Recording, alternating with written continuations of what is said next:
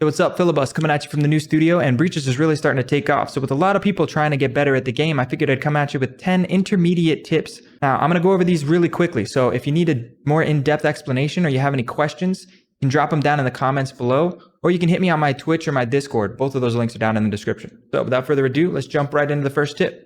So tip number 1 I got for you guys is a banger, and it's literally about banging on door blockers. So what you want to do is basically to destroy this door blocker without wasting any ammo or utility and making as little noise as possible. What you want to do is you want to stand off to the side. The farther away you can get, the safer you are. And you want to use the tip of your gun. So the longer your gun is, the farther you can stand, which is great. And you want to swing towards the edge. Now as you hear it hit, you can see this tiny little faint glow poke out. That's where the edge is. And you want the tip of your gun to be grazing the edge.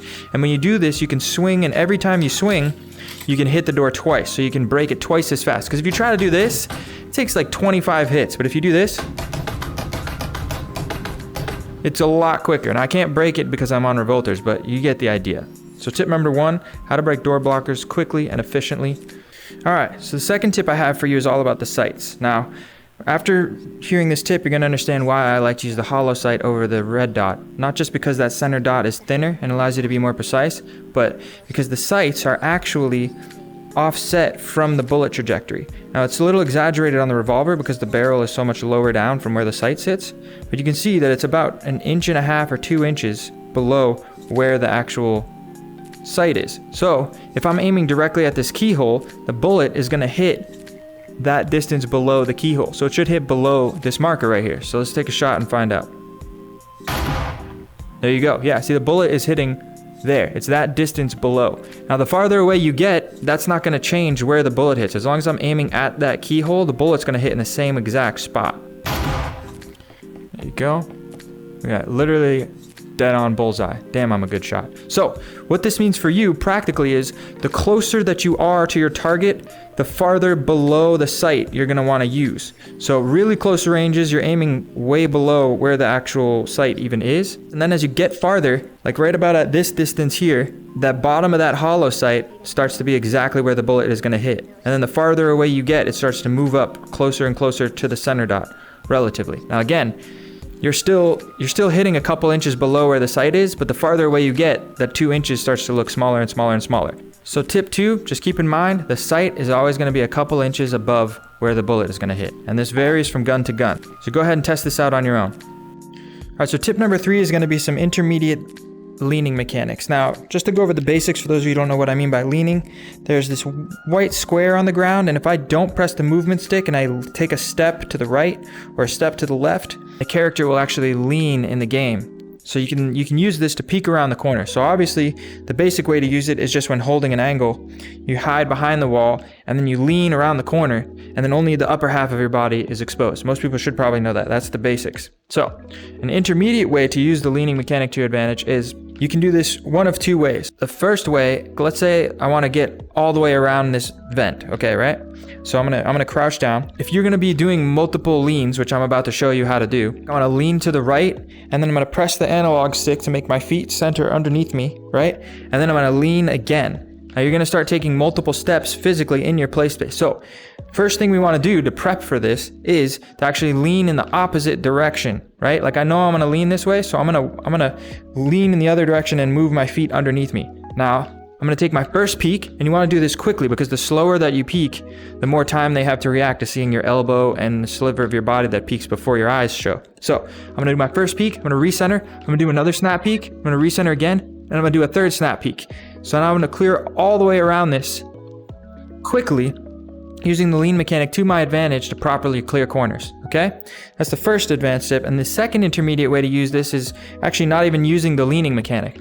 This is when you're going loud and fast, and the thing that a lot of people don't know is you can actually increase your movement speed by leaning while moving. So like the side strafing is limited to a certain speed, but if you take a step, you're adding that speed onto the in-game movement speed. So just to demonstrate this, let's see, from here, I can go to that wall, and let's count it. Let's see, go Mississippi 1, Mississippi 2, Mississippi 3. So pretty much exactly 3 seconds. And now if I cheat my play space here and I start walking with it, go Mississippi 1, Mississippi 2, I'm literally there in less than 2 seconds. I shaved like 30% of the time off. So the way to use this when peaking is let's say you're coming around this corner and you think there's a guy standing right there. What you can do is while you're running around the corner, and you're always mixing sprinting in is always good to increase the speed as well. Sprinting, and then you just take a huge step and you come out and you clear wide.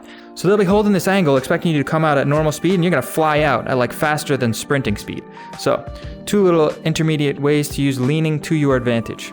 Now I just wanna be clear, I can't stress this enough. Be aware of your play space while you're doing this. If you're gonna be taking these fast steps, I highly recommend taking a step beforehand in the opposite direction. If you don't want to just increase your movement speed by just running down the hallway and actually running across your play space. You're going to run face first into the wall. So just be careful, don't hurt yourself, and give yourself the slack that you need. So real quick, I just wanted to show you guys a clip of me using this leaning technique in action. This was a scrimmage that I was just doing in the middle of editing this video. Nice little 4K clip here, but on the last kill, you'll see me actually take a step while peeking around the corner to wide swing on the last guy, and watch how difficult it is for him to try to track me as well. I think he's behind me, 3 ping. Yeah, he is.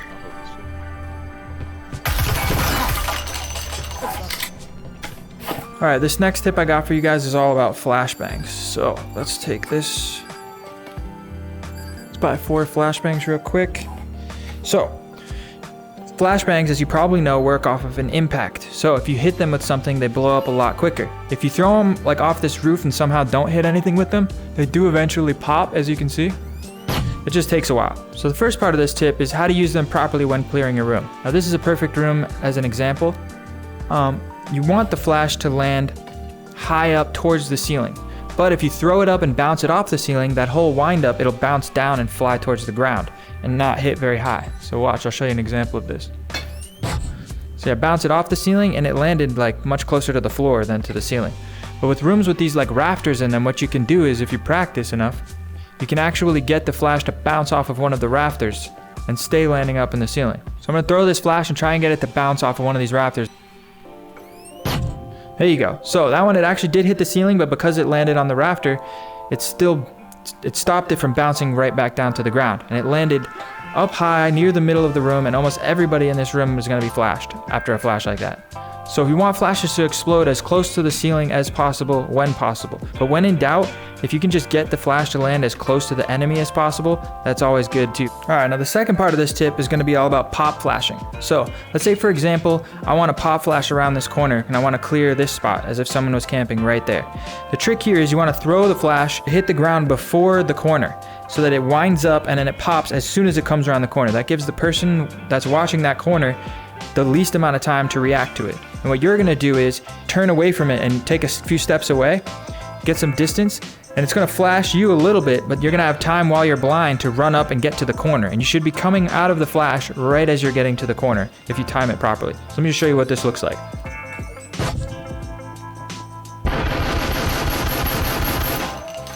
So he's cooked. He's still gonna be full weight by the time I get that entire clip dumped into him. So this is a great thing to do. You can even do this twice in a row if you have 2 flashbangs, right? Let's say I want to clear this corner, and then I want to clear the next corner around.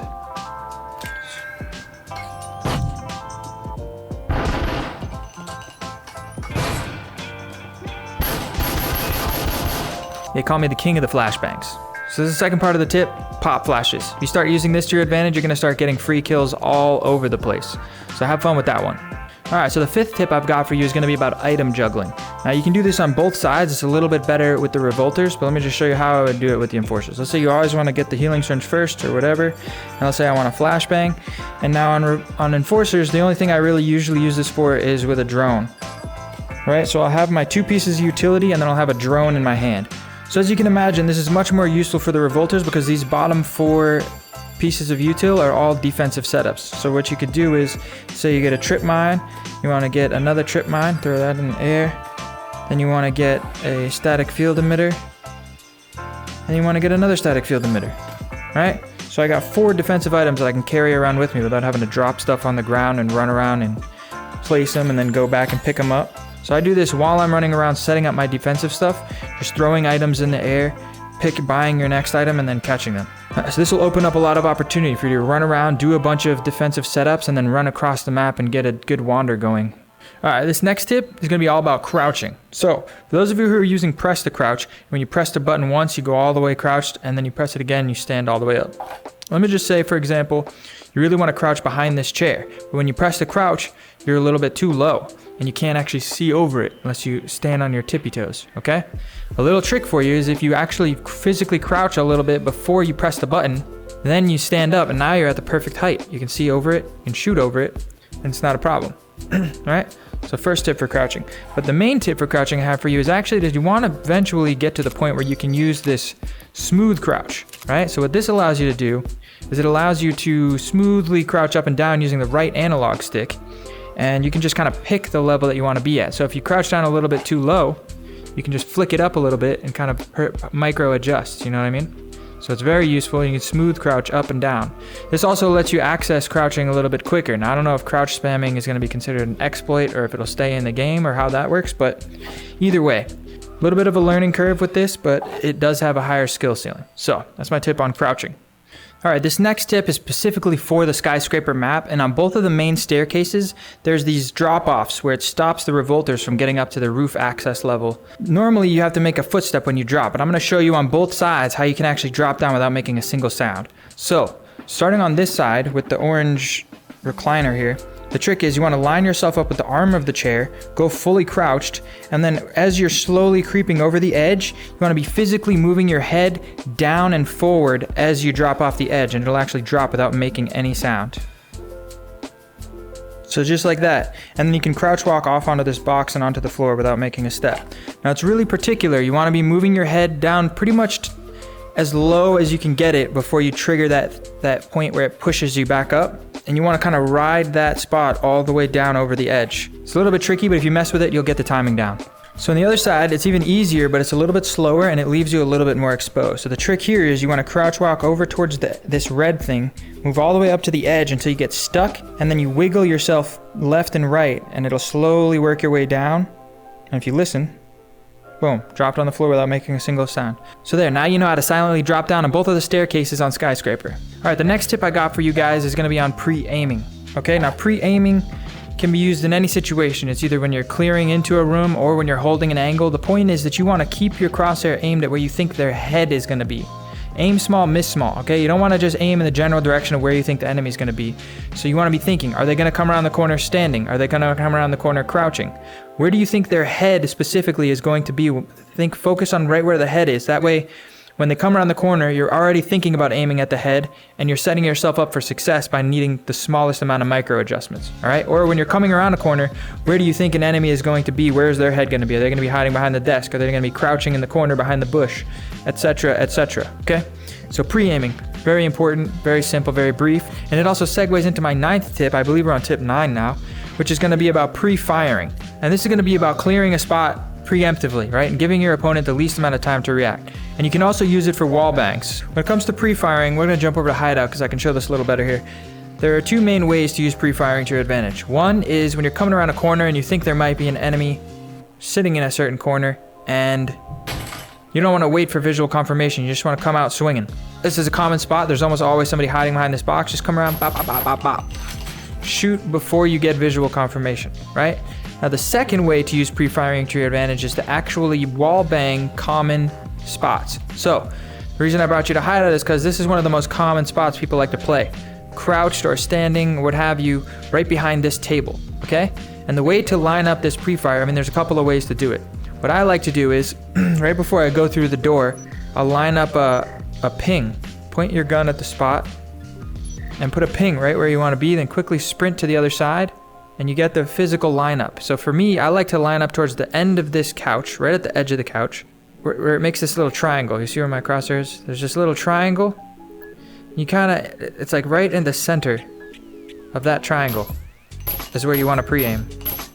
A couple little things I forgot to mention while I was explaining about the wall bang. The first thing is you want to account for a little bit of variance. Some people are going to be a little to the left, a little to the right. If you get that perfect lineup and you just try beaming one spot and you miss by like an inch, it's not going to give you much use. So what you want to do is you want to draw tiny little circles around that perfect spot and listen for the audio cue when you actually get a hit.